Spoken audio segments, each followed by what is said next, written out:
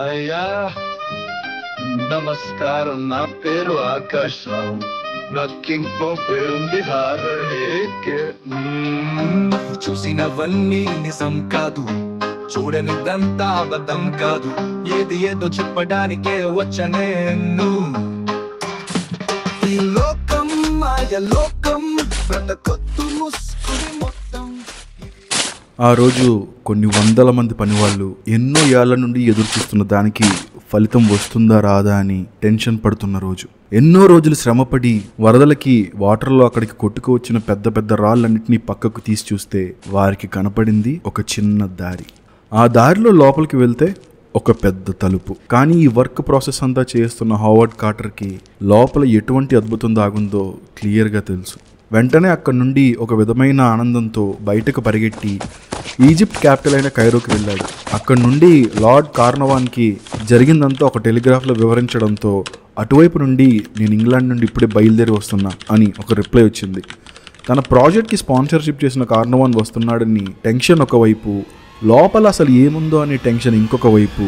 అలా ఫ్యూ డేస్లోనే కార్నవాన్ వచ్చేసాడు. రావడంతోనే చాలా ఎక్సైట్మెంట్తో పద స్పాట్కి వెళ్దామన్నాడు.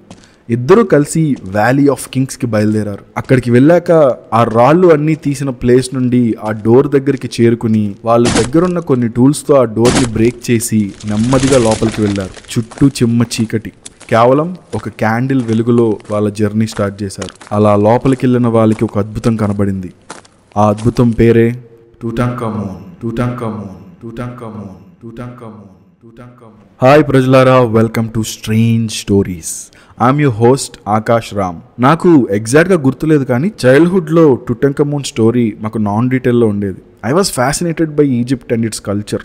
తర్వాత మమ్మీ సినిమా చూశాక ఇంకా ఫ్లాట్ అయిపోయాను. నాకు ఎప్పటి నుండో ఈ టాపిక్ని టచ్ చేయాలనుంది. Finally I'm doing it. ఇది హారర్ స్టోరీ కాకపోవచ్చు, బట్ చాలా చాలా ఇంట్రెస్టింగ్గా ఉంటుంది. టూటంఖమూన్ సమాధి, తన మర్డర్ మిస్టరీ, తన సమాధి ఓపెన్ చేయడం వల్ల వచ్చిన శాపం అన్నీ చాలా ఇంట్రెస్టింగ్గా ఉంటాయి.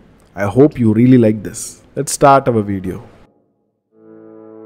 సుమారుగా 1,00,000 తులాల బంగారం, వజ్ర వైడూర్యాలు, ఎన్నో విలువైన రాళ్ళు, బంగారు ఆభరణాలు, రత్నాలు, 5 గదుల నిండా మొత్తం గోల్డే.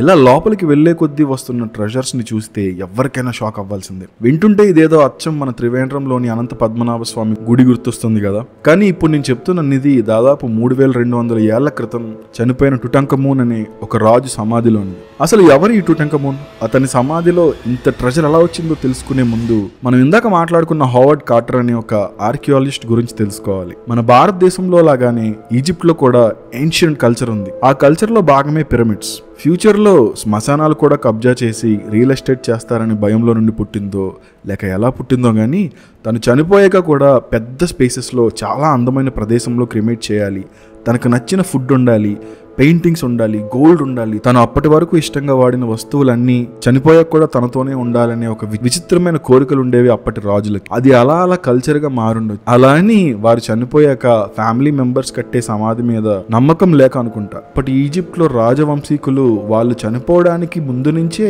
పిరమిడ్ కన్స్ట్రక్షన్ స్టార్ట్ చేసేవాళ్ళు. అందులో వారికి నచ్చిన పెయింటింగ్స్ వేయించుకోవడం, నచ్చిన వస్తువులు ఆభరణాలు ఉంచుకోవడం అనేది ఈజిప్ట్లో ఉండే రాయల్ కింగ్స్ ఫ్యామిలీ వాళ్ళకి అలవాటు. అలా కొన్ని వేల సంవత్సరాల క్రితం ఈ పిరమిడ్స్ నిర్మితమయ్యాయి. తర్వాత కాలక్రమేణా ఈజిప్ట్లో ఆ కల్చర్ ఎండ్ అయిపోయింది. అయితే గత 200 సంవత్సరాలుగా ఈ పిరమిడ్స్లో ఏముంది?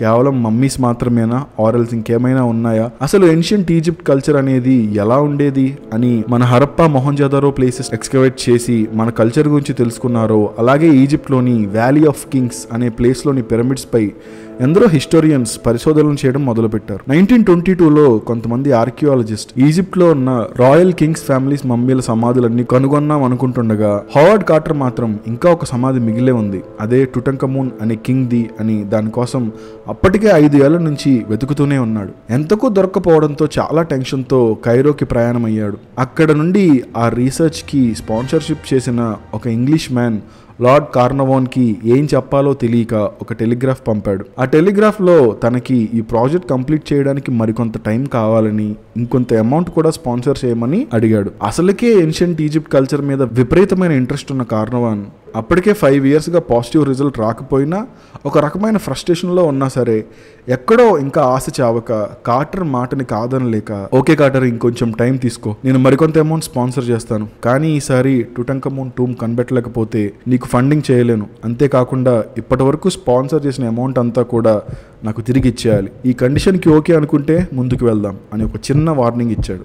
బలమైన నమ్మకం ఉండడంతో లార్డ్ కార్నవాన్ పెట్టిన కండిషన్స్ అన్నిటికీ ఒప్పుకున్నట్టు మరో టెలిగ్రాఫ్ పంపడంతో కొన్ని రోజులకి స్పాన్సర్డ్ అమౌంట్ వచ్చింది. ఇంకా స్పాన్సర్డ్ అమౌంట్ రాగానే కార్టర్ మళ్ళీ వ్యాలీ ఆఫ్ కింగ్స్ కి వెళ్ళి మళ్ళీ తన వర్క్ స్టార్ట్ చేశాడు. ఎంతో ఆశగా వర్క్ రీస్టార్ట్ చేసిన కార్టర్ కి రిజల్ట్ ఏం అంత కనపడలేదు. ఒకవైపు టుటంఖమూన్ టోమ్ ఎంతకీ కనపడడం లేదనే టెన్షన్, మరోవైపు కార్నవాన్ ఇచ్చిన టైం అయిపోతుంది, ఒకవేళ తను చెప్పిన టైంలోపు టుటంఖమూన్ టూమ్ దొరకకపోతే స్పాన్సర్షిప్ అమౌంట్ అంతా ఎలా రీపే చేయగలనా అనే ఆలోచనతోనే ఉండేవాడు. అలా ఒకరోజు కార్టర్ అండ్ టీమ్ ఒక ప్లేస్ లో ఎక్స్కవేట్ చేస్తూ ఉండగా కొంచెం దూరంలో అక్కడ లోకల్స్ గా ఉండే వాళ్ళలో ఒక బాబు వేరే ప్లేస్ నుండి వాటర్ ని మోసుకుని వస్తూ చిన్న రాయి తగిలి కింద పడ్డాడు. నెమ్మదిగా లేచి ఆ వాటర్ క్యాన్ లాంటిది తీసుకుంటుండగా దాని పక్కనే మరొక పెద్ద రాయి ఉండడంతో అదేంటా అని కాస్త కదిపేసరికి ఏదో చిన్న వేలాగా కనబడింది. వెంటనే వచ్చి కార్టర్కి చెప్పేసరికి కార్టర్ ఎంతో ఎగ్జైట్మెంట్తో ఆ ప్లేస్కి పరుగున వెళ్ళి చూసేసరికి అక్కడ ఫుల్ స్టోన్స్ ఉన్నాయి. ఆ స్టోన్స్ అక్కడ ఎందుకు ఉన్నాయి, అసలు ఇన్నాళ్ళు ఈ స్టోన్స్ వల్లే ఈ వే మూసుకుని పోయిందా? అండ్ ఎంతో మంది దొంగలు ఈ వ్యాలీ ఆఫ్ కింగ్స్ లోని టోమ్స్ లోకి వెళ్ళి దొంగతనాలు చేసి ట్రెజర్స్ ని దోచుకుని వెళ్ళిపోతుండగా ఈ టూమ్ లోకి మాత్రం ఎంటర్ కాలేకపోయారు.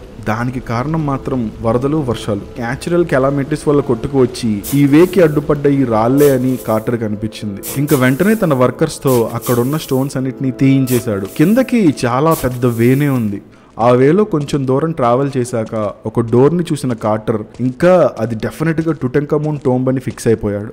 స్టార్టింగ్లో చెప్పుకున్నట్టుగా ఇంకా వెంటనే అక్కడి నుండి వచ్చేసి కార్నవాన్ని త్వరగా రావాలని టెలిగ్రాఫ్ పంపాడు. కార్నవార్ వచ్చాక ఇద్దరు కలిసి క్యాండిల్స్ పట్టుకుని ఆ టోంబ్లోకి వెళ్లారు. అలా కొంత దూరం ట్రావెల్ చేశాక ఒక ఛాంబర్లోకి ఎంటర్ అయ్యారు. ఆ ఛాంబర్ అంతా దుమ్ము ధూళితో నిండిపోయి ఉంది. కాసేపటికి ఆ డస్ట్ అంతా పోవటంతో వాళ్ళు ఆ క్యాండిల్ వెలుగులో ఒక అద్భుతాన్ని చూశారు. అదే టుటంఖమూన్ సమాధి. టుటంఖమూన్ తన తండ్రి ఆఖనాటన్ మరణం తర్వాత కేవలం 8 yearsకే ఫారో, అదే రాజు అనే వ్యక్తి, అలాగే కేవలం 18 yearsకే మరణించాడు. అంత చిన్న వయసులో తన మరణం వెనుక కారణాలు ఏమై ఉంటాయనే ఆసక్తితో తన మమ్మీని పోస్ట్ మార్టం చేసినప్పుడు కొన్ని నమ్మలేని నిజాలు బయటపడ్డాయి. టుటంఖమూన్ స్కల్లో ఒక బలమైన గాయం ఉంది. ఆ గాయం కారణంగా స్కల్ బోన్స్ కూడా లైట్ గా పగిలిపోయాయి. ఆ ఎన్విరాన్మెంట్ అంతా చూస్తే తనది న్యాచురల్ డెత్ కాదనిపిస్తుంది. మరి తనని చంపిన వారు ఎవరై ఉంటారని ఆలోచిస్తే టుటంఖమూన్ పరిపాలించింది కేవలం 10 yearsే, అది కూడా చాలా తక్కువ వయసులో ఉన్నప్పుడే. ఆ ఏజ్లో తను ఎటువంటి కఠినమైన నిర్ణయాలు తీసుకొని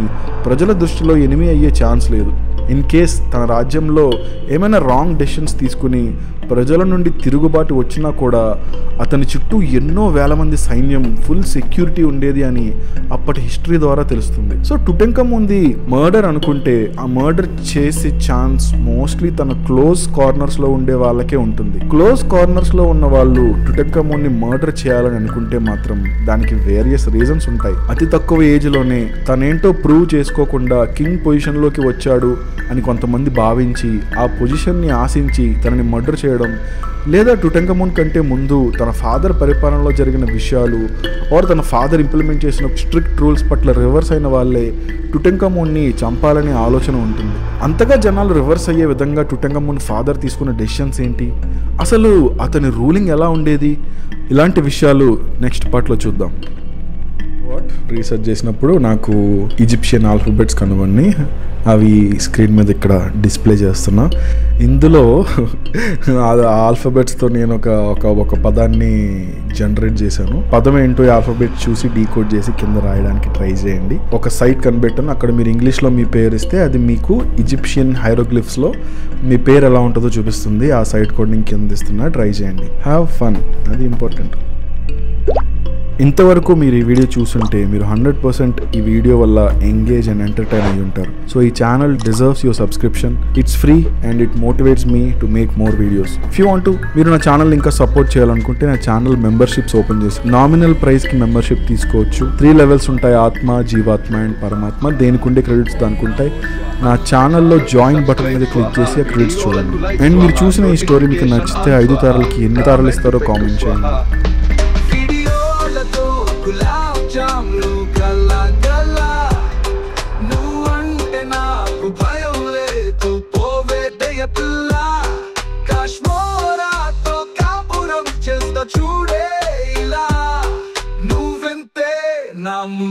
దయ్యం పిల్ల